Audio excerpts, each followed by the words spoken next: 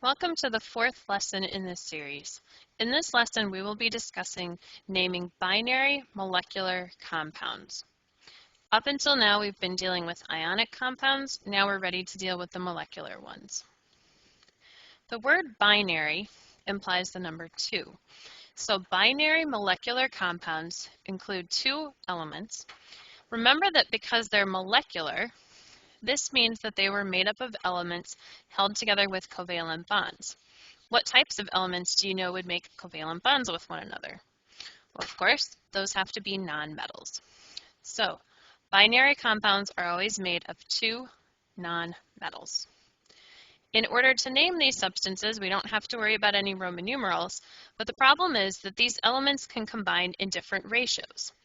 Because they can combine in different ratios, we actually have to use prefixes when we name these guys. That's because we can't tell from the periodic table what ratio they'll combine in, so we have to tell it with the name. When we write this name, we will also continue using the word or the ending IDE for the second of the 2 nonmetals. So notice we're only doing this for the second word, which matches how we did ionic compounds where the anion always came second and got the IDE ending. The only weird rule about the prefixes is that when the prefix is mono implies the number 1. Mono is only used when you're dealing with the second word in your name. The reason is that the mono is implied or understood if you don't say any prefix on the first element. It's understood to be just a 1. Let's take a minute and write what the prefixes are. On your paper, you have some space in the right-hand side where it's blank. Let's make a list from 1 through 10 and fill in the appropriate prefixes. I already mentioned the prefix for the number 1. The prefix for that is mono. I'm going to put a dash after mono because I know that this is a prefix that comes at the beginning of a word. So the dash is telling me that something else will come after this. The prefix for 2 is di. The prefix for 3, I'm sure you could guess, is tri.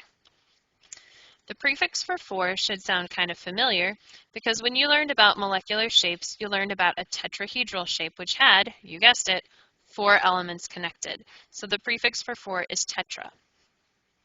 The next set of prefixes should be familiar possibly from a geometry class. The prefix for 5 is penta, like in a pentagon. The prefix for 6 is hexa, again, like a hexagon. The prefix for 7 is a little bit weird. Sometimes you'll see it written hepta, sometimes you'll see it septa. We're going to use hepta as the prefix here. The prefix for 8, I bet you could guess, just like an octopus has 8 legs, or arms, whatever you want to call them. The prefix for 8 is octa. The prefix for 9 is getting higher than we are normally used to dealing with, but I think it's actually easy to remember because notice how the word 9 and the prefix nana both have 2 N's in them. And finally, the prefix for 10 is deca. I bet for some of you, this is your favorite prefix on there. Now that we have all the prefixes, we can practice writing names for some of these compounds. For example, the first one given here is N2O. N2O is what's used in laughing gas or used as anesthesia at the dentist office. To write the formula, notice how in this formula I have 2 nonmetals. This is telling me they have a covalent bond together and they make a molecular compound. To name the molecular compound, I have to use prefixes. This 2 right here is referring to the nitrogen. It means I have 2 nitrogens. To show that in my name, I'm going to use the prefix di. So di means that there are 2 nitrogens. Notice that the first word's ending stays exactly the same as on the periodic table. Next, I'll name the second half. I have this oxygen here. There's only 1, so I need the prefix for that. The prefix for 1 is mono.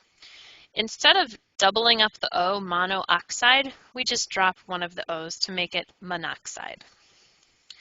Notice that the ending of the second word got the IDE, and notice that both of them had prefixes, di and mono.